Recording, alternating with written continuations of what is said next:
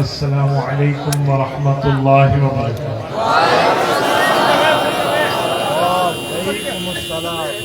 الحمد للہ وحدہ والصلاة والسلام علی من لا نبی بعدہ، اما بعد فاعوذ باللہ من الشیطان الرجیم، بسم اللہ الرحمن الرحیم۔ ومن يطع الله والرسول فأولئك مع الذين أنعم الله عليهم من النبيين والصديقين والشهداء والصالحين وحسن أولئك رفيقا۔ عن أنس بن مالك رضي الله تعالى عنه قال قال رسول الله صلى الله عليه وسلم لا يؤمن أحدكم حتى أكون أحب إليه من والده وولده والناس أجمعين، رواه الإمام الهمام البخاري في صحيحه۔ صدق الله العظيم وبلغنا رسوله النبي الأمي الكريم، ونحن على ذلك لمن الشاهدين والشاكرين، والحمد لله رب العالمين۔ میرے معزز دوستو، آج 8 اکتوبر 2025 بروز بدھ ہے، اور میں یہاں پر آپ کی خدمت میں عشق رسول صلی اللہ علیہ وسلم کے مقدس عنوان سے معلوم اس پروگرام میں باب الاسلام صوبہ سندھ میں لڑکانہ کی سرزمین پر آپ کی خدمت میں آپ سے مخاطب ہوں۔ میرے دوستوں، میرے یہاں آنے کا سبب فرزندگان شہید اسلام برادر مکرم حضرت علامہ ناصر خالد محمود سمرو، برادر مکرم حضرت مولانا راشد خالد محمود سمرو، اللہ ان کی عمر میں، علم میں، صحت میں، ارادے میں، اولاد میں ترقیات عطا فرمائے۔ ان کے واسطے سے آپ کی خدمت میں موجود ہوں۔ مجھ سے قبل بھائی ناصر سمرو دامت برکاتہم آپ کی خدمت میں نبی پاک صلی اللہ علیہ وسلم سے اہل اسلام کے تعلق رکھنے کے عنوان پر چند باتیں پیش فرما رہے تھے۔ میں کما حق سندھی تو نہیں سمجھتا، لیکن ان کے انداز استدلال سے میں سمجھ رہا تھا کہ آپ کی خدمت میں انہوں نے علمی بات کو عوامی لہجے میں رکھا ہے کہ نبی پاک صلی اللہ علیہ وسلم پر ایمان لائیں، اللہ کی توحید کے قائل ہو جائیں، رسالت مآب کی رسالت کو مانیں، ان کی عزت و اکرام اور تکریم اور نبی پاک کی مدد و نصرت یعنی دین اسلام کی مدد و نصرت کو بندہ اپنا حرز جان بنا لے۔ یقین مانے آج کے عشق رسالت کے پروگرام کا ماحصل خلاصہ سمری یہی ہے کہ ہم اللہ پہ ایمان کے ساتھ ساتھ توحید و رسالت کے متوالے بن جائیں تو ہماری دنیا بھی بہتر ہوگی، ہماری آخرت بھی بہتر ہوگی۔ آپ اس کا ایک آواز کر دیں، ڈبلنگ بند کر دیں۔ یہ اسپیکر والے جو بھائی ہیں نا، ڈبلنگ بند کر دیں، ایک آواز ہو، دھمک نہ ہو۔ میرے دوستو، ہماری دنیا بھی بہتر ہوگی، ہماری آخرت بھی بہتر ہوگی۔ رب کریم نے نبی کریم صلی اللہ علیہ وسلم ہمیں نبی بنا کر دیا ہے، تو حضور پاک صلی اللہ علیہ وسلم کی دین کو مان لیں تو ہمارے لیے راہ نجات ہے۔ میں آپ کی خدمت میں اسی بات کو متن بنا کر چند باتیں بطور تفصیل عرض کرنے لگا ہوں۔ دیکھیں، عشق رسالت کا مطلب نبی پاک سے محبت، عشق رسالت کا مطلب نبی پاک سے پیار، عشق رسول کا مطلب نبی پاک کی عقیدت، عشق رسول کا مطلب نبی پاک سے الفت، یگانگت، تعلق۔ اگر بندے کے دل میں یہ آ جائے تو اس کی دنیا بھی بہتر ہے، اس کی آخرت بھی بہتر ہے۔ میرے پاک پیغمبر صلی اللہ علیہ وسلم سے محبت رکھنے کے لیے اللہ تعالی نے جتنی چیزیں مطلوب ہیں وہ ساری حضور کی ذات میں رکھی ہیں۔ اگر ہم حسن کی بات کریں تو حضور پاک حسن میں احسن ہیں، جمال کی بات کریں ہمارے پاک پیغمبر جمال میں اجمل ہیں، نبی پاک کے رتبے کی بات کریں نبی پاک سب سے بڑھ کے رتبے میں ہیں۔ درجہ حیثیت اور ویلیو کی بات کریں، جتنا درجہ حیثیت اور ویلیو کا معاملہ محمد الرسول اللہ صلی اللہ علیہ وسلم کا ہے اتنا کسی کا نہیں ہے۔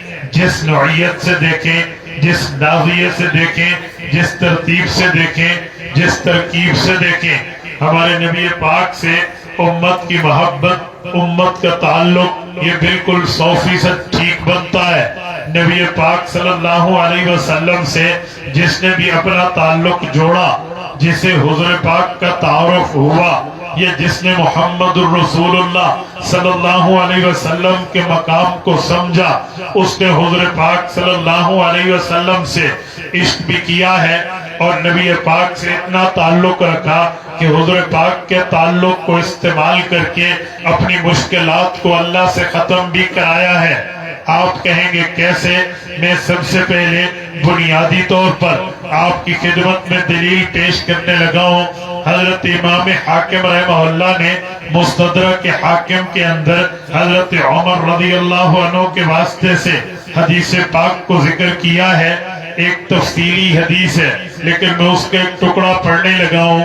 حضرت عمر فرماتے ہیں ہمارے پاک پیغمبر نے ہمیں بتایا، اے لوگوں آپ کو پتا ہے اللہ تعالیٰ نے حضرت آدم علیہ السلام کی بھول کی معافی کیسے قبول کی تھی؟ صحابہ نے عرض کیا یا رسول اللہ ارشاد فرمائیں اللہ نے حضرت آدم کو بھول کی معافی کیسے دی ہے؟ حضور پاک صلی اللہ علیہ وسلم نے بتایا، اپنی ذات کو پیش کیا کہ حضرت آدم علیہ السلام کو پیدائش کے بعد میرا تعارف ہوا تھا اور واسطہ محمدی دیا تھا تو اللہ تعالیٰ نے ان کی بھول کو معاف فرما دیا تھا۔ میرے دوستو اس میں حدیث پاک ہے، حضرت رسول اللہ نے فرمایا حضرت آدم علیہ السلام نے جب زمین پر آنے کے بعد اللہ سے گفتگو کی تو ایک لفظ قرآن کریم میں ہے، ایک لفظ حضور کے فرمان کریم میں ہے۔ قرآن کریم میں ہے ربنا ظلمنا انفسنا وَإِن لَّمْ تَغْفِرْ لَنَا وَتَرْحَمْنَا لَنَكُونَنَّ مِنَ الْخَاسِرِينَ۔ اللہ ہماری بھول کو معاف کر دے، اگر آپ نے ہماری بھول معاف نہ کی ہم نقصان اٹھانے والوں میں سے ہوں گے۔ یہ دعا کا ذکر اللہ کے قرآن میں ہے۔ ہم مسلمان ہیں، ہم اللہ کا قرآن بھی مانتے ہیں، اس کی تشریح نبوت کا فرمان بھی مانتے ہیں۔ حدیث پاک میں ہے حضرت عمر بتاتے ہیں حضور پاک علیہ السلام نے فرمایا کہ حضرت آدم نے ایک دن دعا کے لفظ بدلے، دعا کے صیغے بدلے، دعا کے الفاظ تبدیل کیے اور یوں مانگا اللہم انی اسألوکا بحق محمد ان تغفر لی، مولا مجھے محمد کریم علیہ التحیت و تسلیم کے وسیلے سے بھول کی معافی دے دے۔ اللہ کریم کو پتا تھا، اللہ کے علم میں تھا یہ واسطہ کیوں دے رہے، لیکن نبوت کے رتبہ محمد الرسول اللہ کے مرتبے کے اظہار کے لیے رب نے پوچھا یا آدم کیف عرفت محمد ولم اخلقہ، اے آدم حضور پاک کو کیسے جانتے ہو، ابھی تو ہم نے انہیں پیدا کر کے دنیا میں نہیں بھیجا۔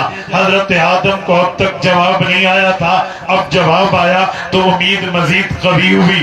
عرض کرنے لگے لما خلقتنی بیدک، اللہ جب آپ نے مجھے ہاتھوں سے پیدا فرمایا، ونفخت فی من روحی، روح میرے اندر داخل فرمائی، فرفعت راسی، میں نے سر اٹھایا، فرعیت علی قوائم العرش مکتوبہ، میں نے آپ کے عرش پہ لکھا ہوا پڑھ لیا لا الہ الا اللہ محمد الرسول فظننت انہ احب الخلق الیک۔ مولا جب میں نے آپ کے نام کے ساتھ اس نام کو دیکھا، آپ کے اسم کے ساتھ محمد الرسول اللہ کے اسم گرامی کو دیکھا، فظننت انہ احب الخلق الیک، میں اس بات میں درجہ یقین پہ پہنچ گیا کہ جس کا نام آپ کے نام کے ساتھ ہے یہ آپ کی محبوب مخلوق ہے۔ سألتک بحقہ یا مولایا، اللہ میں نے انہی کا وسیلہ آپ کی خدمت میں پیش کیا ہے، آپ میری بھول کی معافی دے دیں۔ لڑکانہ کے غیوروں، سندھ کے غیرت مندوں، رب کریم نے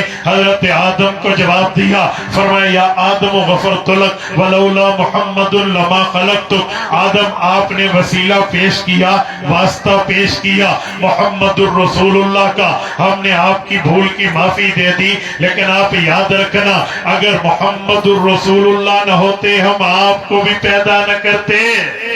اس سے ایک بات سمجھ آئی ہے کہ رسول اللہ کا جس کے ساتھ تعلق بنا ہے اور جس نے حضور کے مقام کو پہچانا ہے، پھر اس نے حضور پاک سے اتنی محبت کی ہے، اتنا تعلق رکھا ہے، اتنی عقیدت رکھی ہے کہ اس کا وسیلہ پیش کر کے اپنی بھول کی معافی لی ہے۔ میرے دوستو تھوڑا اس سے بھی آگے آئیے تو میں آپ کی خدمت میں عشق نبوت، عشق محمد مصطفیٰ کی ایک بات پیش کرنے لگا ہوں۔ آپ کان کی کھڑکیاں کھول کے دل تک اس جملے کو راستہ دینا۔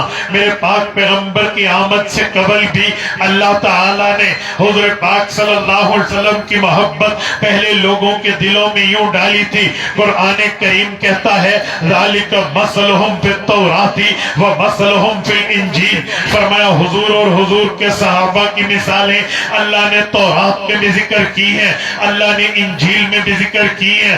صاحب تورات نبی حضرت موسیٰ علیہ السلام نے حضور پاک کا تعارف کرایا تھا، تو جب قوم موسیٰ جہاد کے لیے جاتی تھی، قوم موسیٰ جنگ کے لیے جاتی تھی، قوم موسیٰ جہاد کے لیے میدان کارزار میں اترتی تھی، جہاں وہ یہ دعا مانگتی اللہ ہمیں معافی دے دے، اللہ ہمیں فتح دے دے، اللہ ہمیں کامیابی دے دے، اللہ ہمیں کامرانی دے دے، جہاں وہ یہ دعا مانگتے وہاں ایک دعا آپ کے اور میرے پاک پیغمبر کی وسیلے کی بھی پیش کرتے۔ قرآن کریم کہتا ہے سورت نمبر 2 سورت البقرہ کہتی ہے، آیت نمبر 190 بتاتی ہے، پہلے پارے کا 10واں رکوع بتاتا ہے، فرمایا وَكَانُوا مِن قَبْلُ يَسْتَفْتِحُونَ عَلَى الَّذِينَ كَفَرُوا، یہ موسیٰ علیہ السلام کے لوگ حضور پاک صلی اللہ علیہ وسلم کا وسیلہ پیش کر کے اللہ سے فتح کی دعا مانگتے، لڑکانہ کے غیوروں یہ واسطہ حضور کا دیتے، اللہ انہیں فتح عطا فرماتے۔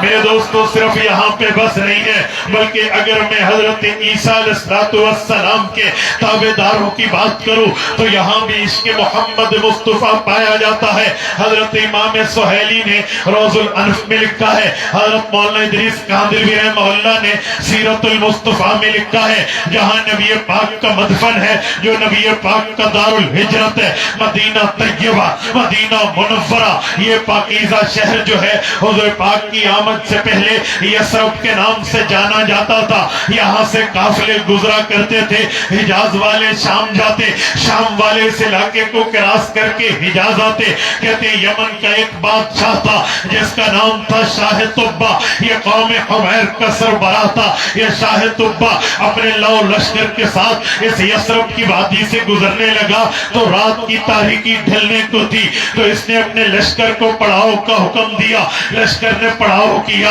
اس لشکر میں وزراء بھی تھے، مشیرین بھی تھے، باقی افسران بھی تھے، اس لشکر میں اہل علم بھی تھے، علماء بھی تھے۔ اس وقت کے حکمران اہل علم کا تعاون لے کے، علماء کا تعاون لے کے حکومت چلایا کرتے تھے، اس لیے اہل علم کو بھی وہ ساتھ رکھتے۔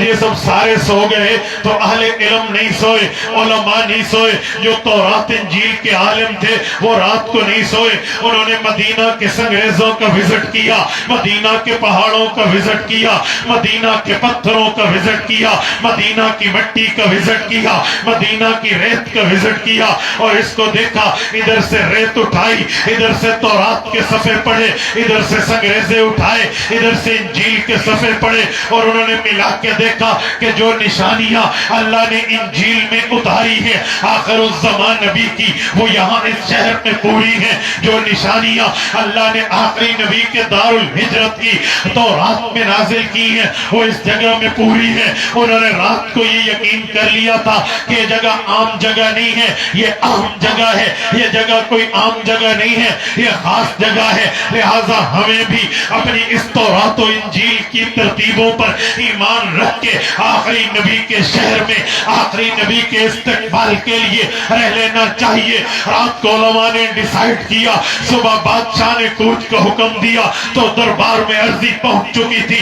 علماء نے کہا تھا دربار لگایا جائے، اپنے بادشاہ سے بات کرنی ہے۔ سندھ کے غیرت مندوں، جب صبح بادشاہ کا دربار لگا ہے، حضرت سہیلی لکھتے ہیں کہ بادشاہ نے علماء کو بلوایا، 400 علماء کی جماعت بادشاہ کے پاس پہنچی اور بادشاہ کو کہا بادشاہ سلامت، ہم نے آپ سے کبھی کچھ اپنے لیے نہیں مانگا، ہمیشہ آپ کو آپ کی رہنمائی کی ہے، آپ کی سلطنت کی اچھائی بھلائی کی ہے، آپ کو خیر کی بات باتیں بتائی ہیں، لیکن اب ہمارا جی چاہتا ہے کہ ہم آپ سے بھی ایک چیز اپنے لیے مانگیں۔ بادشاہ نے کہا بتاؤ آپ کو کیا چاہیے؟ علماء کہنے لگے ہم آپ کے ساتھ نہیں جائیں گے، ہم اس شہر میں رہیں گے۔ بادشاہ پریشان ہوا، کیا مجھ سے کوئی غلطی ہوئی ہے؟ کہا جی نہیں، میں نے تمہاری تقریب میں کمی کی ہے۔ کہا جی نہیں، کوئی میں نے تم پہ ظلم کیا ہے؟ کہا جی نہیں۔ کہا پھر میری مصاحبت کیوں چھوڑتے ہو، میرا ساتھ کیوں چھوڑتے ہو؟ انہوں نے کہا بادشاہ سلامت، اے شاہ طبہ،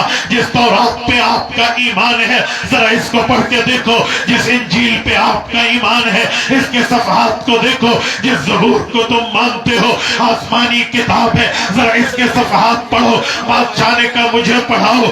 علماء نے وہ باتیں پڑھائی ہے جس کو قرآن کہتا ہے ذالک مثلہم فی التوراۃ و مثلہم فی الانجیل، کہ یہ آخر زمان نبی آئے گا جس کی بشارت حضرت عیسیٰ نے ومبشرا برسول یأتی من بعد اسمہ کہہ کر حضرت عیسیٰ بشارت دے گئے محمد بن عبداللہ آئیں گے، آخر الزمان پیغمبر آئیں گے، صاحب القرآن نبی آئیں گے، ان کا جو دار الہجرت ہوگا وہ مدینہ طیبہ ہوگا۔ یہ جگہ وہی ہے، یہ مقام وہی ہے، یہ علاقہ وہی ہے، یہ جگہ کے معاملات، یہ کیفیات و ترتیبات ہمیں بتاتی ہے، یہ جگہ وہی ہے۔ بادشاہ احسان کیجئے ہمارے اوپر، ہم نے بڑا عرصہ آپ کے ساتھ گزارا ہے، ہمیں یہاں رہنے کی اجازت دے دیں، ہم یہاں رہیں گے، ہم آخری نبی کے استقبالی بنیں گے، ہم آخری نبی کا سواگت کریں گے، ہم آخری نبی کی ریسپشن کا کام کریں گے، ہم آخری نبی کے استقبال میں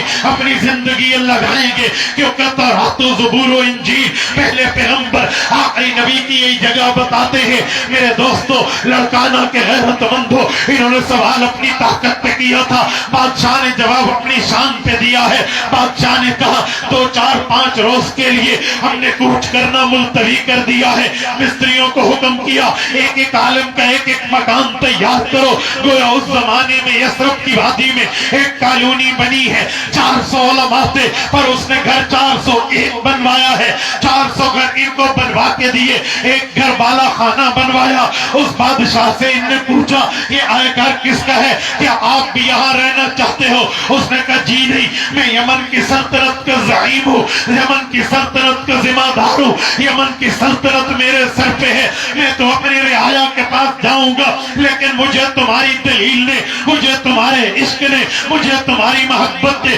مجھے تمہاری عقیدت نے، مجھے تمہاری الفت نے، مجھے تمہاری یگانگت نے، مجھے تمہاری پاک پیغمبر کے تعلق نے اتنا مجبور کیا ہے، میں اس معاملے پہ آ گیا جب ہماری کتابیں بھی یہی بتائیں، ہمارے نبی بھی یہی بتائیں، اللہ بھی یہی فرمائے کہ آخر الزمان نبی آئے گا، یہ بالا خانہ میں نے اس کے لیے بنوایا ہے، یہ بالا خانہ میں نے اس کے استقبال کے لیے بنوایا ہے۔ اے علماء کی جماعت، اگر تم اپنی زندگی میں اس نبی سے ملو، یہ بالا خانہ اسے دینا، نہیں تو اپنی اولاد کو کہہ دینا، آپ کی اولاد جو ہوگی وہ اولاد در اولاد وصیت کرتی جائے گی اور یہ بالا خانہ اس کو مل جائے گا۔ میرے دوستو، جب میرے پاک پیغمبر صلی اللہ علیہ وسلم کے لیے اس نے بالا خانہ بنوا لیا، پھر اس شخص نے کہا کاغذ قلم لاؤ، اس زمانے کا جو کاغذ تھا وہ طلب کیا، اس زمانے کی جو قلم تھی اس کو طلب کیا، پھر حضور پاک کو 6 باتیں لکھ کے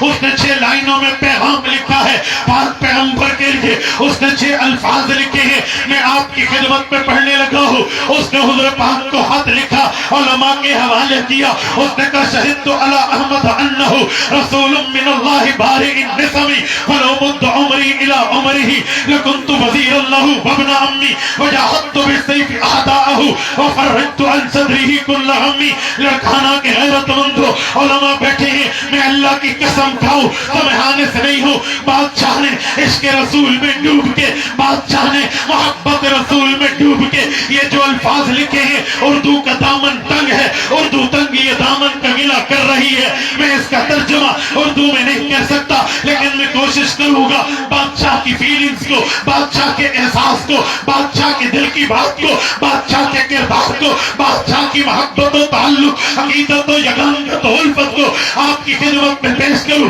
بادشاہ نے لکھا شہدت علی احمد انہ، میں گواہی دیتا ہوں جس احمد کی خوشخبری میرے نبی حضرت عیسیٰ نے دی ہے، آپ وہی احمد ہیں۔ شہدت علی احمد انہ رسول من اللہ بارئ النسم، آپ اس اللہ کے رسول ہیں جس نے اس کائنات کو بغیر نقشے کے بنایا ہے. فلو مد عمری الی عمرہ، اے کاش میری عمر آپ تک لمبی ہو جائے. لکنت وزیر اللہ وابن عمی، میں بادشاہت چھوڑوں گا، آپ کا وزیر بنوں گا، آپ کا چچا زاد بھائی بنوں گا. اور وفرجت عن صدرہ وجاہدت بالسیف اعداءہ، اگر آپ پہ کوئی دشمن میری آنکھ اٹھائے، آپ پہ کوئی دشمن غلط نظر رکھ کے آپ کے مقابل آئے تو وجاہدت بالسیف اعداءہ، میں اپنی تلوار لیتا، اس سے لڑائی کرتا. وفرجت عن صدرہ کل غمی، اپنے سینے کو پیش کرتا، آپ کو ہر تکلیف سے محفوظ رکھتا. میرے دوستو، بادشاہ یہ کہنا چاہتا ہے رسول اللہ سے، یہ اسے عشق کہتے ہیں، اسے عشق رسول کہتے ہیں، اسے محبت کہتے ہیں، تعلق و عقیدت کہتے ہیں، یگانگت و الفت کہتے ہیں، اسے پیغمبر سے بن دیکھے محبت کہتے ہیں. لڑکانہ کے غیرت مندو، جب اس بادشاہ نے وہ گھر تعمیر کرایا، یہ علماء کی جماعت یہ اس انتظار میں رہی آخری نبی آئیں گے. یہ جو مدینہ طیبہ میں حضور آئے تھے، حضور پہ دو قبیلے ایمان لائے تھے. انصار کے قبیلوں میں ایک قبیلے کا نام اوس ہے، ایک قبیلے کا نام خزرج ہے. یہ اوس اور خزرج انہی 400 علماء کی نسل، انہی 400 علماء کی اولاد، انہی 400 علماء کی اعتبار کی ترتیب میں ان کی اولاد آ رہی تھی جنہوں نے پاک پیغمبر کا سواگت کیا، استقبال کیا، استقبالیہ پیش کیا تھا. کیونکہ ان کے آباء و اجداد نے شاہ طبہ سے وعدہ کیا تھا کہ پاک پیغمبر کا استقبال کریں گے. پھر حضور پاک جس گھر میں آئے وہ گھر حضرت خالد کا ہے، جن کی جو نیت ابو ایوب انصاری رضی اللہ عنہ ہے. سن کے غیرت مندو، یہ ابو ایوب کا اپنا گھر نہیں تھا، یہ وہی گھر تھا جو شاہ طبہ نے بنوایا تھا. تبھی حضور نے فرمایا تھا دعوہا فإنہا معمورہ، فرمایا لوگوں میری اٹھنے کی مہار کو مت تھامو، یہ اللہ کے حکم کی پابند ہے.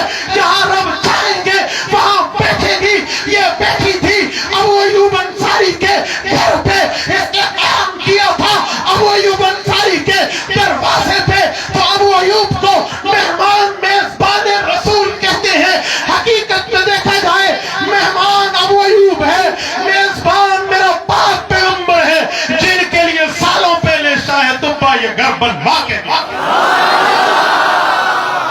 میرے دوستو، یوں بن دیکھے عشق کیا، یوں بن دیکھے محبت رکھی، یوں بن دیکھے تعلق رکھا، یوں بن دیکھے گفٹ پیش کیا، تحفہ پیش کیا، ہدیہ پیش کیا. حضرت شاہ طبہ کے حکمران شاہ حمیر نے، میرے دوستو اگر آپ کا ذوق تازہ ہو تو میں پورے اشعار میں صرف ایک شعر کی تشریح کر دیتا ہوں. ذوق تازہ ہے؟ جتنے بیٹھے آخر تک توجہ رکھنا، سنو. بادشاہ اس میں کہتا ہے لَكُنْتُ وَزِيرَ اللَّهُ وَابْنَ عَمِّي. توجہ، بادشاہ کہتا ہے اے محمد مصطفیٰ احمد مجتبیٰ، اگر میں آپ تک زندہ رہتا، بادشاہت چھوڑتا، آپ کا وزیر بنتا، چچا زاد بھائی بنتا. لڑکانہ کے غیرت مندو، چچا زاد بھائی بننے کے لیے انڈرسٹوڈ ہے، لازم ہے، ضروری ہے کہ چچا اور چچا زاد بھائی، کزن، یہ سب ایک خاندان سے ہو. حضور بنو ہاشم، وہ بنو حمیر، حضور سید، وہ غیر سید. چچا زاد بھائی کیسے بنتا؟ اور ماموں کہتا تو بات بنتی، دوست کہتا تو بات بنتی، خادم کہتا تو بات بنتی، ساتھی کہتا تو بات بنتی، ناصر مددگار کہتا تو بات بنتی. اور چچا زاد کے لیے تو قومیت ایک ہو، ابوت ایک ہو، نسل ایک ہو، نسب ایک ہو، شجرہ ایک ہو. یہاں تو ایک نہیں ہے. وجہ کیا ہے؟ آؤ مفتی عبدالواحد قریشی آپ کی خدمت میں اس کی تشریح پیش کر رہا ہے. میں نے کہا جتنا میں نے پڑھا مجھے ایک چیز سمجھ آئی ہے، بادشاہ نے صرف محمد الرسول اللہ نہیں پڑھا تھا، کتابوں میں پڑھا تھا ابو بکر کون، عمر کون، عثمان کون، علی کون. کیونکہ قرآن کہتا ہے ذالک مثلہم، ان کی ضمیر محمد پہ براجے ہے، والذین معہ پہ براجے ہے. پتا چلا اس نے صحابہ گے، خلفاء آئیں گے، حضور آئیں گے، صحابہ آئیں گے، ان ابو بکر عمر عثمان اگر حضور کے وزیر ہوں گے، علی حیدر حضور کا چچا ہوگا، بادشاہ شاید دبا کہنا چاہتا ہے لَكُنْتُ وزیر اللہ وابن امی، میں اگر آپ تک ہوتا تو ابو بکر عمر عثمان و علی کا کردار ادا کرنے کے لیے تیار ہو جاتا۔ نعرہ تکبیر، شان محمد مصطفیٰ، شان صحابہ، تاجدار ختم نبوت، تاجدار ختم نبوت، نعرہ تکبیر۔ عشق رسول کانفرنس لڑکانہ کے غیوروں، محبت اس بندے کے تعلق کو کہتے ہیں، عقیدت کا انتہا کا معاملہ اس بندے کے تعلق کو کہتے ہیں جس نے رسول اللہ کو صرف الفاظ میں پڑھا اور نبی پاک کے لیے اپنی محبت کا اظہار کیا۔ آگے آئیے، میرے پاک پیغمبر کو تو جس نے نہیں دیکھا تھا وہ محبت کا اظہار کر رہا ہے۔ آؤ میرے پاک پیغمبر کو جنہوں نے دیکھا، جو ایمان لائے، جن نے اتباع کی، جنہوں نے جانے، مال، آل، اولاد، معال، درجہ، حیثیت، ویلیو، جوانی، صلاحیتیں حضور پاک پہ قربان کی ہیں۔ آؤ ان صحابہ کرام کے بارے کو بھی ایک وزٹ کی نظر دیکھ لیتے ہیں، ایک معاملے پر نظر رکھتے ہیں۔ میرے پاک پیغمبر کے صحابہ کرام نے حضور پاک کو دیکھا تھا، عشق کتنا تھا، محبت کتنی تھی، تعلق کتنا تھا، عقیدت و یگانگت و الفت کتنی تھی۔ نبی پاک صلی اللہ علیہ وسلم موجود ہیں بیت شجرہ کے وقت، بیت رضوان کے وقت، حضور پاک کے پاس کفار مکہ کے نمائندہ آتے ہیں اور آ کر حضور پاک سے معاہدہ کرتے ہیں، لیکن جھوٹی جھوٹی آنکھیں یا سائٹ سائٹ کی آنکھیں یا ادھر ادھر کی آنکھیں اسے صحابہ کا بھی وزٹ کرتے ہیں، تعلق دیکھتے ہیں، حضور کی اتباع کیسے، حضور سے ان کی محبت کیسے، حضور سے ان کا ربط کیسے، حضور سے ان کا ریلیشن کیسے انہوں نے دیکھنا شروع کیا۔ تو پھر حضور پاک کے صحابہ نے جو محبت دکھائی تو کفار کو کہنا پڑا، اور میں نے بڑے بڑے درباروں میں جا کے لوگوں کو، میں نے بڑے بڑے درباروں میں جا کے لوگوں کی محبت ان کے بادشاہ سے، ان کے بڑوں سے، ان کے سرداروں سے، لیڈروں سے، رؤساء سے دیکھی ہے، لیکن جو محمد کے محبت والے صحابہ ہے ایسا کوئی نہیں ہے۔ لڑکانہ کے غیرت مندوں، وہ کہہ رہا تھا، اس نمائندہ نے کہا تھا، ما رأیت احدا یحب احدا کحب اصحاب محمد محمدہ، کہ اللہ کی قسم زندگی لگائی، وزٹ کیا، شرق غرب بادشاہوں کے درباروں کو بھنگال ڈالا، ما رأیت احدا، اس دھرتی پہ کسی کو نہیں دیکھا، یحب احدا، جو کسی سے اتنی محبت رکھے، کحب اصحاب محمد محمدہ، جیسے حضور پاک کے متوالے حضور سے پیار رکھتے ہیں۔ نبی پاک کے صحابہ حضور پاک سے تعلق، حضور پاک سے الفت، حضور پاک سے عشق، حضور سے دیوانگی کی محبت رکھتے ہیں۔ فرمایا ایسی محبت میں نے کسی کی نہیں دیکھی۔ میرے دوستو، میرے پاک پیغمبر کی محبت صحابہ سے اعلیٰ، اولا، افضل، اشرف، اکرم، بالکل بلند و بالا ہے۔ لیکن میں کئی کی مثالیں پیش کر سکتا ہوں، لیکن میں طرز رکھنے لگا ہوں۔ امام اعظم ابو حنیفہ نعمان بن ثابت رحمہ اللہ کا وہ فرماتے ہیں، جب میں صحابہ کرام سے کسی مسئلے کا استدلال کرتا ہوں، کسی مسئلے کا استنباط کرتا ہوں، دلیل کو تلاش کرتا ہوں، تو سب سے پہلے خلفائے راشدین کو دیکھتا ہوں۔ خلفائے راشدین کا جھکاؤ کس طرف ہے، خلفائے راشدین کا برتاؤ کس طرف ہے، خلفائے راشدین کی ترتیب کس طرف ہے، پھر میں پہلے اس کو دیکھتا ہوں، کیونکہ آپ کو اور مجھے جمعہ کے خطبے میں ہاتھ میں عصا پکڑ کے آج بھی خطیب یہی بتاتا ہے، علیکم بسنتی وسنت الخلفاء الراشدین المہدیین۔ اے لوگوں، تم نے حضور پاک کے طریقے کو ابو بکر عنہم کی ترتیب پہ عمل کرنا ہے۔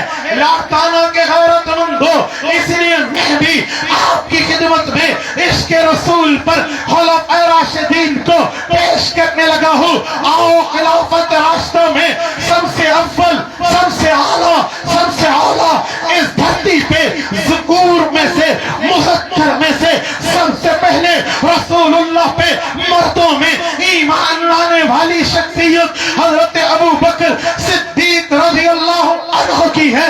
حافظ ابن حجر اسقلانی رحمہ اللہ المتوفى 852 ہجری ہے، منبہات میں لکھا ہے کہ ابو بکر کو رسول اللہ سے نسبت اتحادی یوں حاصل تھی کہ میرے پاک پیغمبر کے قول کا، فعل کا، عمل کا، استقرار کا، اشارے تک کبھی ابو بکر مخالفت کا معاملہ سوچ نہیں سکتے تھے۔ کہتے ایسا ہوا ایک دن حضور نے فرمایا حبب الی من دنیاکم ثلاث، مجھے تم دنیا میں سے 3 چیزوں کو پسند کرتے دیکھو گے۔ نمبر 1 بیوی ہے، نمبر 2 خوشبو ہے، نمبر 3 نماز ہے۔ کہتے ابو بکر کی باری تھی تو ابو بکر صدیق کو فرمایا ابو بکر تمہیں کیا پسند ہے؟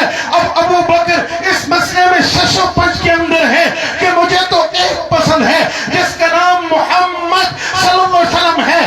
اگر میں کہہ دوں مجھے ایک پسند ہے، حضور کہے مجھے 3 پسند ہے، تو اتباع الفاظ نہیں ہوگی، اتباع شماریات نہیں ہوگی، گنتی میں حضور کی اتباع نہیں ہوگی۔ کیا کروں؟ ادھر دل کو دیکھے، حضور کی ترتیب کو دیکھے، پھر ابو بکر کا عشق جیت گیا، عقل عشق کے تابع ہوا۔ ابو بکر نے کہا یا رسول اللہ مجھے بھی دنیا میں 3 چیزیں پسند ہیں۔ فرمایا کیا؟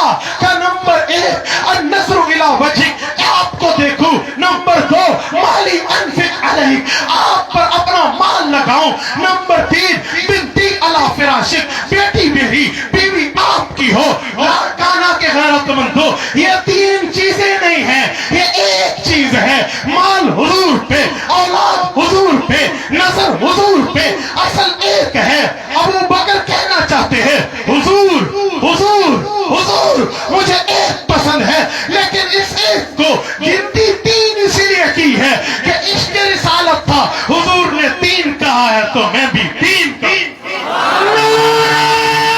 تکبیر، صداقت صدیق اکبر، صداقت صدیق اکبر۔ مطلب کیا تھا؟ تو ایک ہی گنتی 3 بنائی تاکہ حضور کا اتباع ہو جائے۔ یہ ہمیں بتا رہے ہیں لوگوں، نہ کہنا یہ حضور کا طریقہ ہے اسی لیے میں اس کو اتنی ویلیو نہیں دے رہا، پر فرض کو دیکھوں گا، سنت کی کیا اہمیت؟ نہیں، یاد رکھنا، یہ یاد ہونا چاہیے کہ سنت کے راستے پہ چلو گے تو بیڑا پار ہو جائے۔ آئیے حضرت عمر رضی اللہ عنہ کی ذات پہ حضور سے عشق کیسے کیا، محبت کیسے رکھی، مشکات پہ روایت موجود ہے۔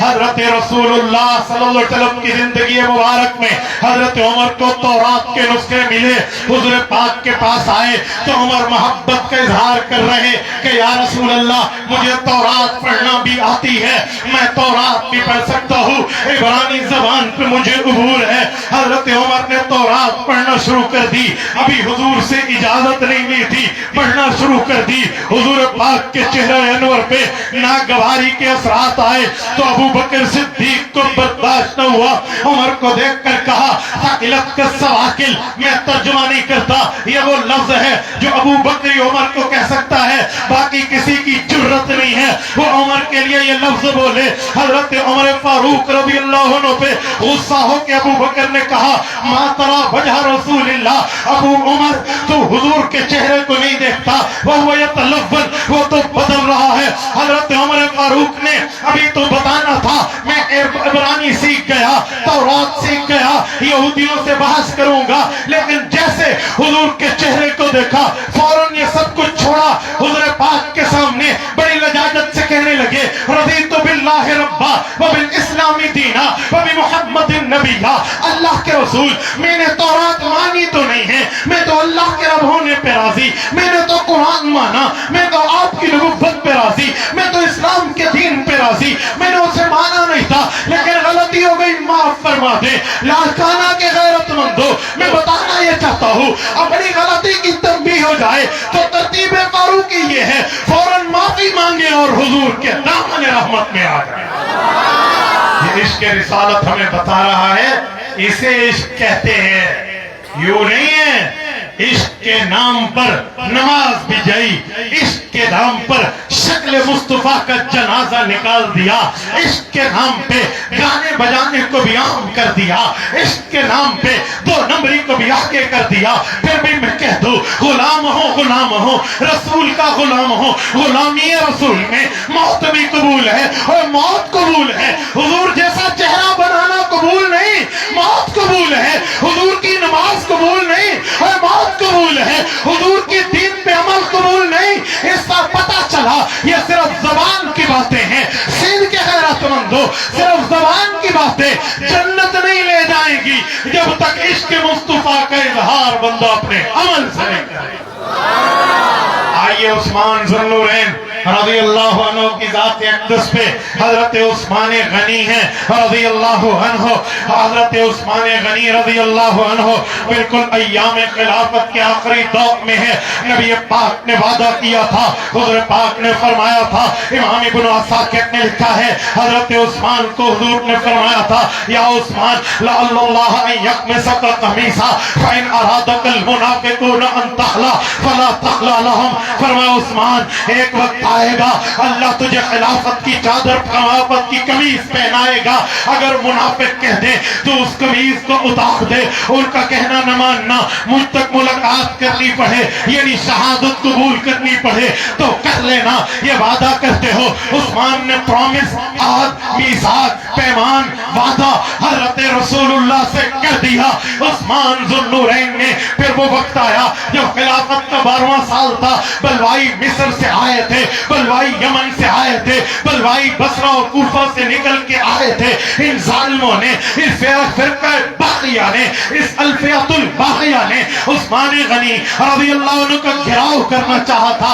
عثمان نے منع کیا تھا تو میں کوئی بندہ تلوار نہیں اٹھائے گا, ان پر حملہ آور نہیں ہوگا, ان کو مارے گا نہیں, کیونکہ میں حضور کے شہر کو اپنے لیے خون آلود نہیں کرنا چاہتا. حرمت مدینہ کے قائل تھے. حضرت معاویہ کو پتہ چلا رضی اللہ عنہ, انہوں نے دمشق شام کے دارالخلافہ میں بیٹھ کے خط لکھا, فرمایا امیر المؤمنین یہ علاقہ چھوڑیے, میرے پاس آ جائیے, ہم آپ کی حفاظت کریں گے, آپ کی رکھوالی کریں گے, آپ کی چوکیداری کریں گے, آپ کو تحفظ دیں گے. لاڑکانہ کے غیرت مندو, عثمان غنی کا جواب سنو. عشق رسول ٹپک کے گر رہا ہے, وہاں سے نکل رہا ہے. فرمایا معاویہ لا احجر دیار رسول اللہ وفعال وفا میں امام سنہودی نے لکھا ہے. حضرت عثمان نے جواب دیا, فرمایا معاویہ سب کچھ چھوڑ سکتا ہوں, حضور کا پڑوس نہیں چھوڑ سکتا. حضور کا پڑوس.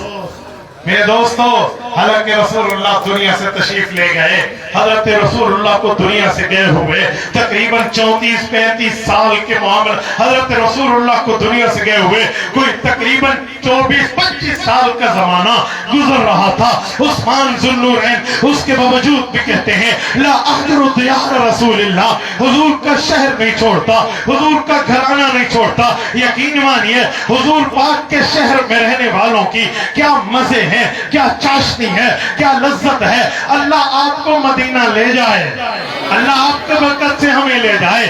مدینہ طیبہ میں جائیے, مدینہ کے باسیوں سے پوچھئے کیف الشغل فی هذه الايام, آج کل تمہارا کاروبار کیسا ہے. اگر کاروبار اچھا ہو کہتے ہیں ہار بہت زبردست چل رہا ہے, اگر کاروبار مندی چل رہی ہو تو کہتے ہیں بارش بہت ٹھنڈا چل رہا ہے. جب ہم انہیں کہہ دیں کہ تم یہاں سے نکل کے کہیں اور کاروبار پہ کیوں نہیں کہتے, کہتے ہیں واہ بھائی واہ نحن جیران رسول اللہ, ہم تو حضور کے پڑوسی ہیں, ہم کیسے جائیں. یہ محبت عثمان نے سکھائی, یہ تعلق عثمان نے سکھایا, یہ جگان کا मोहब्बत उस्मान ने सिखाई। हजरत उस्मान का इश्क रसूल ऐसा है जो हुजूर के शहर को नहीं छोड़ने देता।